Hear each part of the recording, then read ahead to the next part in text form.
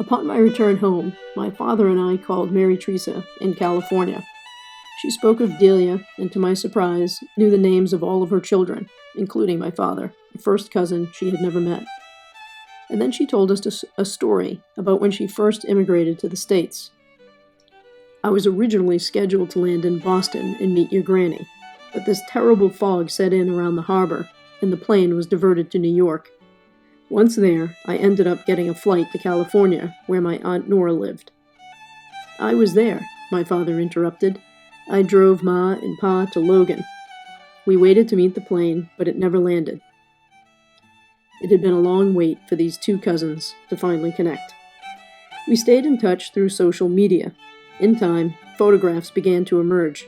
Photos of Mary Teresa and of her sister Peggy, her brothers, and her father. The photos are of a life no longer lived by many, of horses and hayfields, suspenders and woolen hats, and like the figurine that so captured my imagination as a child, there was even one of a donkey pulling his cart up the path to the Chasefield cottage. In it, guiding it, was Mary Teresa. There was a photograph of Delia, smiling, standing next to her two nieces, at the shrine in Knock. There is also, I came to discover, a painting of the Chasefield cottage. Although a recent work, it depicts the cottage as it would have been many years ago. Its artist is also its last living resident, Mary Teresa. In it, the former home of Delia and others sits high on a hill.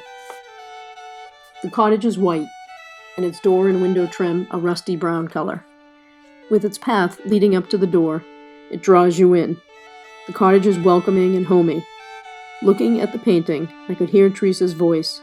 It was a real rambling house, it was. There was something else that occurred to me about the painting. Living in California most of her life, Mary Teresa's thoughts must still return to the cottage in which she and Delia and many others once called home.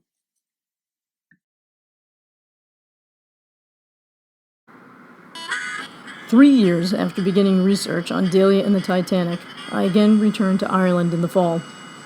I had hoped to complete a long hike, but instead came down with the flu, and at roughly the same time, the weather had turned bad. Other plans became necessary. Marie suggested that we take a trip to Knock Shrine. I had never been before, but it was close to Ballintubber Abbey, the start of the old pagan route I had hoped to walk, so off we went. Knock is a national shrine commemorating an apparition that 15 Knock villagers had in 1879.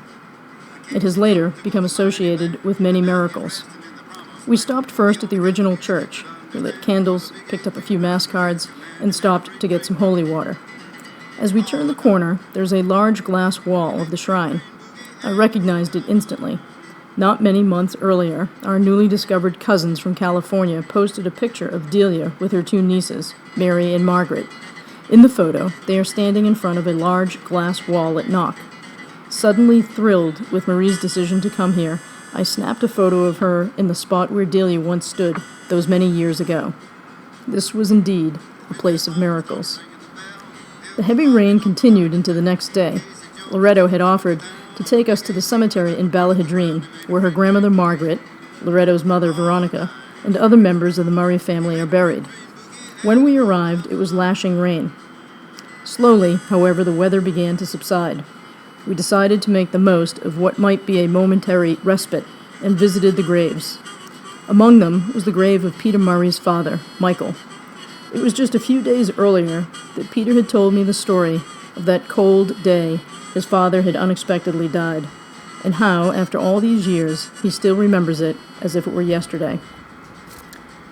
Leaving the cemetery, we headed to Henry and Mary's in Edmondstown, but on the way, we made one more stop. Just off the motorway, and a short walk into a field, we had a clear view of the old Ballahadreen line. Off in the distance, a home was slightly visible. It was Peter's. These long tracks were still making connections. Henry and his wife lived in his parents' home and kept things as they had been. Henry values the past, and much in and around the home reflected that. The pair of donkeys beyond the wooden gate, the colorful chickens roaming the yard, and the barn of turf harvested from the field behind his home this past spring and summer. Henry took me for a walk outside the home to show me where the old line passed the house. Looking at it from the street, it began to look strangely familiar. And then I suddenly realized it was the picture of Margaret in the doorway. I hadn't understood that Henry's parents had also been the home of his grandmother, the very place I had so often heard of. Inside, the cook stove was going, and above it ran a clothesline with a few towels and shirts drying in the heat.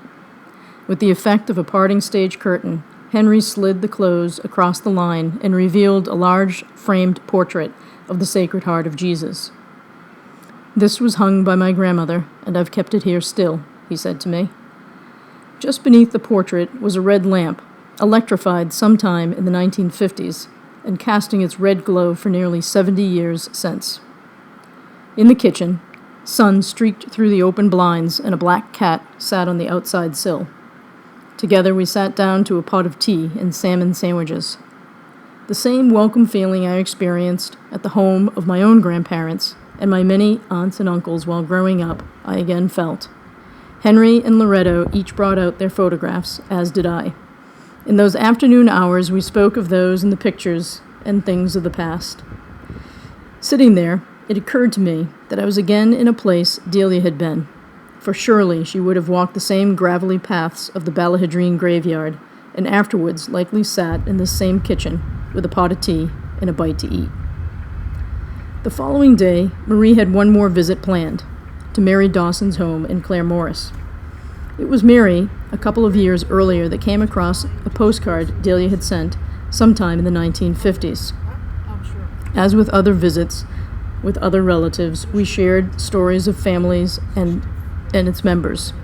Mary took me upstairs, where her walls were covered with all sorts of pictures. Black and white photos, Polaroids, 3x5s, 4x6s, pictures from the 1800s, the 1900s, and the present. There was a picture of her father hanging off the side of the train, somewhere on the Ballahidrine line. There was a photo of Peter's dad. There was a picture of Veronica, whose grave I had just visited the day before. And there were pictures of family gatherings, holidays, and graduations. Recalling that in her note she spoke of meeting my grandparents, I asked her what she had remembered of the visit. To my surprise, I learned that my grandparents stayed with Mary's parents for a time, and to my further surprise, that this was the house they stayed in, for Mary's home was once her parents'. Once again, I was in Delia's path. It reminded me of something Frank had told me. As a child, in the quiet of the night, he could hear far off in the distance the strain of his father's train engine as it climbed a hill on its way home. At such moments, Frank would go to the back door and flick the light on and off. All those many miles away, the porch light could be seen, and in response, Frank's father pulled the train whistle. It was a reminder that there are people and things that we can't always see that remain nevertheless connected to us, and we to them, and that sometimes, in the dark of the night, that light peering through is meant just for us.